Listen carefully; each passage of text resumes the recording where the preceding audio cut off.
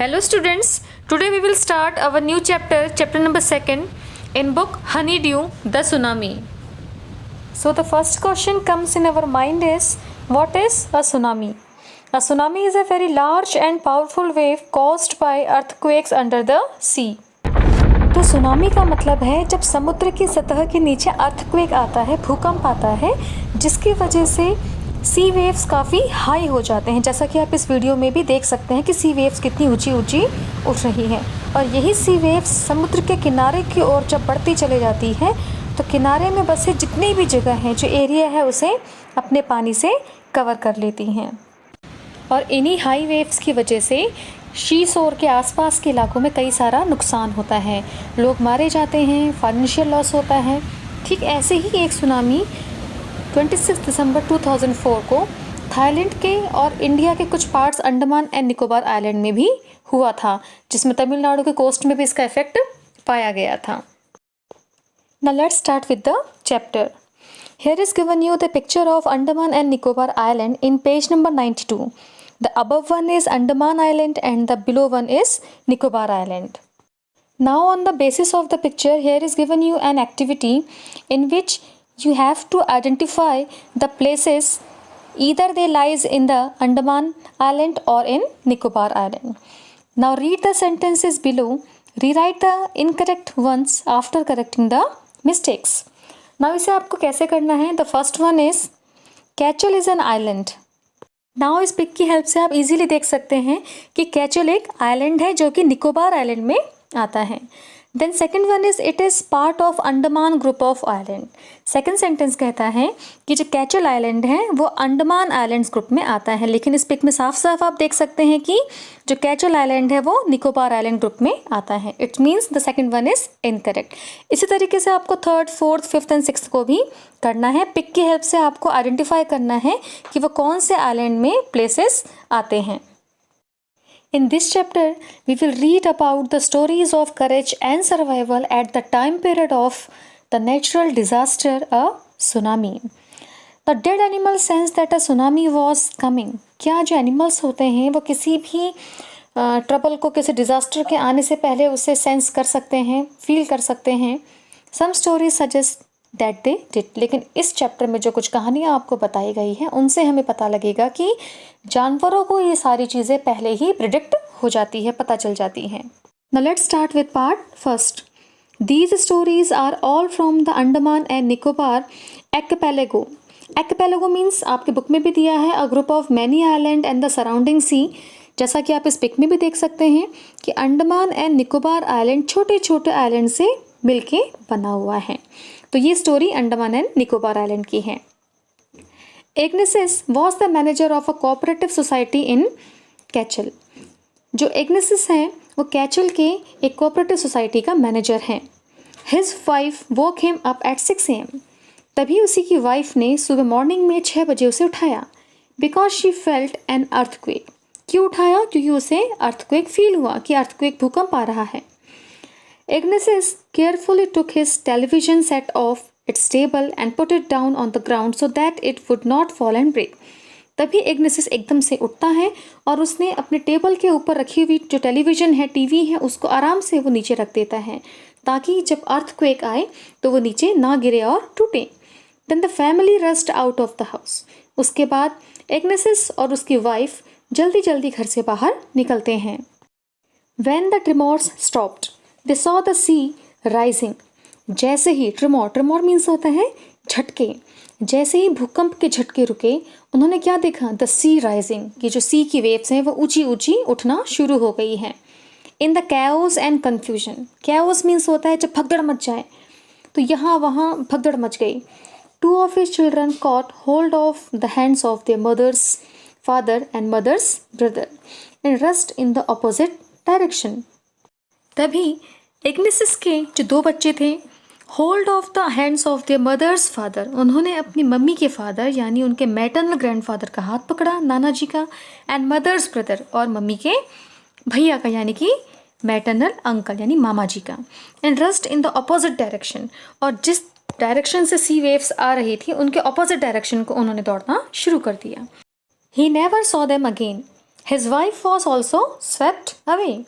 और उस दिन से इग्निसिस ने ना तो अपने 2 बच्चों को, ना अपनी वाइफ को, और ना ही अपने जो उनके फादर इन लॉ थे और जो उनके ब्रदर इन लॉ थे, उन्हें कभी नहीं देखा, क्योंकि सुनामी की उस वेव्स में वो सब बह गए। Only the 3 other children who came with him were saved. सिर्फ इग्निसिस के बाकी 3 बच्चे बच गए जो कि इग्निसिस के साथ आए थे। इट मीन्स इग्निसिस के 5 चिल्ड्रंस थे, जिसमें से 2 उसके जो फादर इन लॉ थे और जो उसका ब्रदर इन लॉ था उनके साथ पानी में सुनामी में बह गए। तो इग्निसिस ने इस सुनामी में अपने 2 बच्चों, अपनी वाइफ, अपने ब्रदर इन लॉ और अपने फादर इन लॉ को खो दिया। Sanjeev was a policeman serving in the कैचल island of the Nicobar group of island. अब यहाँ जो दूसरी स्टोरी बताई जा रही है, वहाँ एक पर्सन है जिसका नाम संजीव है, जो कि एक पुलिसमैन है, जो कि कैचल आइलैंड में, जो निकोबार आइलैंड में आता है, वहाँ काम करता है। He somehow manage to save himself. उसने जैसे तैसे अपने आप को बचाने की कोशिश की, हिज वाइफ, अपनी वाइफ को बचाने की कोशिश की, and his baby daughter from the waves, और अपनी एक छोटी सी बच्ची की भी जान बचाई। But then he heard cries for help from the wife of John the guest house cook. लेकिन तभी उसने एक आवाज़ सुनी चिल्लाने की, फॉर हेल्प, मदद के लिए, from the wife of John, और वो आवाज़ किसकी थी? जॉन की वाइफ की थी। और जॉन कौन था? द गेस्ट हाउस कुक, वो गेस्ट हाउस में कुक था। Sanjeev jumped into the water to rescue her. Rescue means होता है जब हम किसी को बचाते हैं, सेव करते हैं। तो जैसे ही संजीव ने देखा कि वहाँ से जॉन की वाइफ की आवाज़ आ रही है, तो वो पानी पे कूद पड़ा और उसने उसे बचाने की कोशिश की, और एज अ पुलिसमैन ये उसकी ड्यूटी भी थी। But they were both swept away. लेकिन संजीव और जॉन की वाइफ दोनों ही उस सुनामी की लहर में बह गए। ना तो वो उसे बचा सका और ना ही खुद बच सका। Now next 13-year-old Meghna was swept away along with her parents and 77 other people. अब यहाँ पे एक थर्ड स्टोरी बताई जा रही है। मेघना नाम की एक लड़की है जो कि 13 ईयर्स की है। वो along with her parents and 77 other people, वो अपने पेरेंट्स और उनके अलावा 77 पीपल्स और थे जिनके साथ वो बह जाती हैं। She spend 2 days floating in the sea. 2 दिन तक वो पानी में बहते रहती है, holding on to a wooden door. और किसके सहारे? पानी में एक लकड़ी का डोर है जिसके सहारे वो पानी में तैर रही हैं। 11 times she saw relief helicopters overhead but they did not see her. उसने 11 टाइम्स 11 बार अपने सर के ऊपर, ओवरहेड, अपने सर के ऊपर से हेलीकॉप्टर्स को, रिलीफ हेलीकॉप्टर्स आपने देखा होगा जब भी कोई नेचुरल डिजास्टर आता है तो रेस्क्यू टीम जो होती है वो हेलीकॉप्टर्स की हेल्प से लोगों तक पहुंचने की कोशिश करती हैं। तो ऐसे ही 11 टाइम्स मेघना ने अपने सर के ऊपर से रिलीफ हेलीकॉप्टर्स को देखा, लेकिन रिलीफ हेलीकॉप्टर्स के जो लोग थे वो उसे नहीं देख पाए। She was brought to the shore by a wave. लेकिन एक लहर के हेल्प से वो किनारे तक पहुंच गई। And was found walking on the she शोर इन अ डेज। डेज मीन्स होता है टू कन्फ्यूज, जब आपको कुछ समझ में ना आए, अनकॉन्शियस टाइप में, आधी मदहोश टाइप में। 2 दिन से पानी में तैरने की वजह से वो काफ़ी, उसके सर में चक्कर आ रहे थे और वो जैसे तैसे चलते हुए समुद्र के किनारे तक पहुंच जाती है। Almaz Javed was 10 years old. She was a student of Carmel Convent in Port Blair where her father had a petrol pump. अब जो फोर्थ स्टोरी है वो अलमाज जावेद एक लड़की की है जो कि 10 years old है और वो स्टूडेंट है कैरमल कॉन्वेंट स्कूल में जो कि पोर्ट ब्लेयर में है और उसके फादर का वहाँ एक पेट्रोल पंप है। Her mother Rahila's home was in Nancowry island और उसकी मम्मी का घर जिनका नाम रहीला है वो नैनकौरी आइलैंड में है। The family had gone there to celebrate Christmas और अलमास का जो फैमिली है, जो पूरा जो परिवार है वो क्रिसमस सेलिब्रेट करने के लिए उसके नानी के घर आते हैं। When the tremors came early in the morning the family was sleeping. जब अर्थक्वेक यानी ट्रिमोर्स जो झटके जो उन्होंने महसूस किए जो सुबह सुबह आए तो उस समय अलमास का जो परिवार है वो सो रहा था। Almas father saw the sea water recede. तभी अलमास के जो फादर हैं, जो अलमास के, उन्होंने क्या देखा? जो समुद्र की जो लहरें हैं वो बैक साइड पीछे की ओर जा रही है। ही अंडरस्टूड और उन लहरों को देख के वो समझ गए थे that the water would come rushing back with great force. अब ये जो लहरें पीछे को जा रही है वापस बहुत तेजी के साथ आगे को आएंगी। He woke everyone up. उन्होंने सबको जगाया and try to rush them to a safer place, और कोशिश की कि वो अपने फैमिली मेम्बर्स को एक सेफ जगह पे लेके जा सके। As they ran, her grandfather was hit on the head by something and he fell down. जब वो दौड़ रहे थे तो अलमास के जो ग्रैंडफादर हैं उनके सर पे अचानक से कुछ गिर जाता है और वो नीचे गिर जाते हैं। Her father rushed to help him. तभी अलमास के फादर उनकी हेल्प करने के लिए उनके पास जाते हैं। Then came the first giant wave that swept both of them away. तभी एक बड़ी सी लहर, giant means enormous, huge, बहुत ज़्यादा, तो एक बहुत बड़ी लहर आई और अलमास के फादर और ग्रैंडफादर को अपने साथ बहा ले गई। Almas mother and aunt stood clinging to the leaves of a coconut tree. तभी वहाँ पे एक नारियल का पेड़ था और उस नारियल के पेड़ को अलमास की मदर ने और उसकी आंट ने पकड़ के रखा हुआ था। कॉलिंग आउट टू हर, और वहाँ से वो अलमा को ज़ोर ज़ोर से पुकार रही थे, बुला रही थे अपने पास। A wave uprooted the tree, लेकिन सडनली क्या हुआ कि एक बड़ी सी लहर आई और जिस पेड़ को पकड़ के वो बैठे थे उसे जड़ से उखाड़ दिया।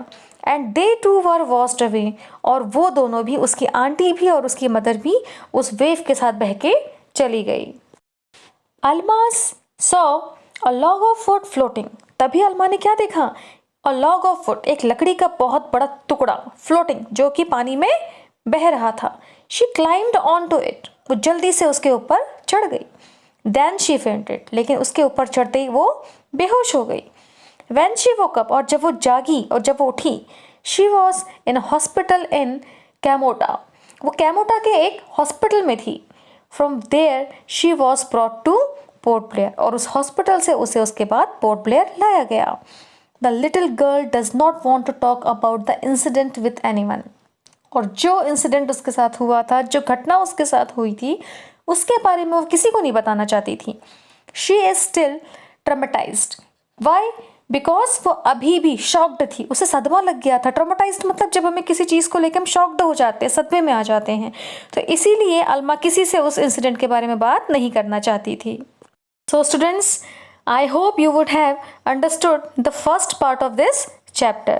Now there is given a comprehension check in page number 27 and you have to solve it with the help of this video explanation. आपको इस वीडियो में मैंने 4 फैमिलीज़ के बारे में पढ़ाया है, जिसमें first one Ignesious, second Sanjeev, third मेघना and the last one is Almas family के बारे में हमने पढ़ा। तो उनके साथ क्या क्या चीज़ें हुई उसके बेस पे यहाँ कॉम्प्रिहेंशन क्वेश्चंस दिए गए हैं ट्रू फॉल्स बेस पे, जिसे आपको अपनी फेयर कॉपी में अच्छी हैंड राइटिंग में करना है। Thanks for watching.